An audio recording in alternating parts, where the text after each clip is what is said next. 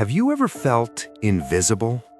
Not the kind where people don't see you, the kind where they look right through you, like you're made of glass, like your presence doesn't change the air in the room.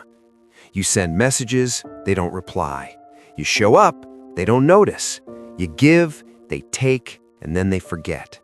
And one day, you find yourself sitting in complete silence. No calls, no texts, no invitations. Just you and the walls and that voice in your head asking, "Am I not enough?" I've been there. I stayed there for months. But here's what I learned in that silence. Here's what saved me. For years, I built my worth on other people's attention. If they laughed at my joke, I mattered. If they invited me, I belonged. If they liked my post, I existed. I was a puppet, and the world held my strings.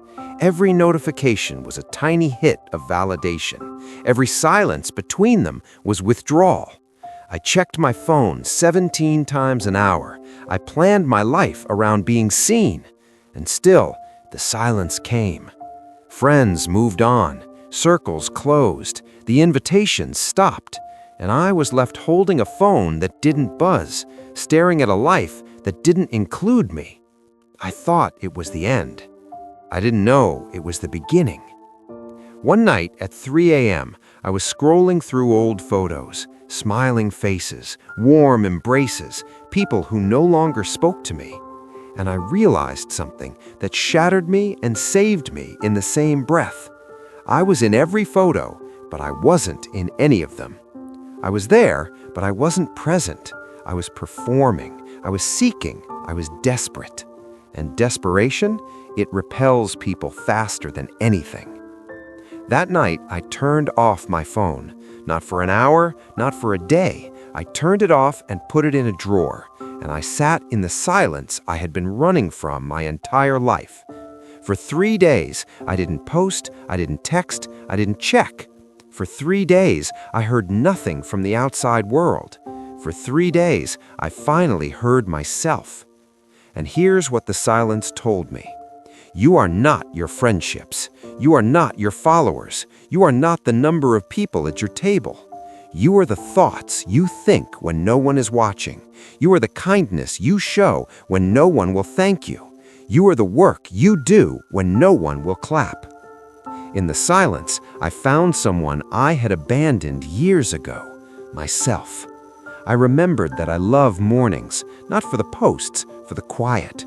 I remembered that I love reading, not for the quotes, for the growth. I remembered that I love creating, not for the likes, for the joy of making something from nothing. The world hadn't abandoned me. I had abandoned me. And the silence was just my own voice calling me home. Here's what they don't tell you. When you stop chasing people, the right ones find you. When you stop begging for attention, you become magnetic. When you learn to be alone, you become someone worth being with. I stopped posting for a month. You know what happened? People started reaching out.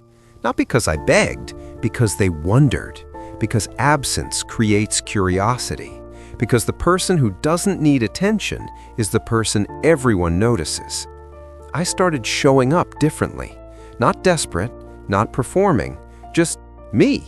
And slowly, quietly, beautiful things happened. Friendships based on substance, not surface. Connections based on presence, not performance. A life built on who I actually am, not who I was pretending to be. The silence didn't empty my world. It cleared out the noise so the right people could finally find me. So if you're in the silence right now, if the notifications have stopped, if the invitations have dried up, if you're sitting alone wondering if anyone sees you, don't run from it. Sit in it. Listen to it. Let it teach you who you are without the world telling you. The silence isn't punishment, it's preparation. And one day, you'll look back and realize the loneliest season of your life was actually the moment you finally met yourself. And that meeting, that changes everything.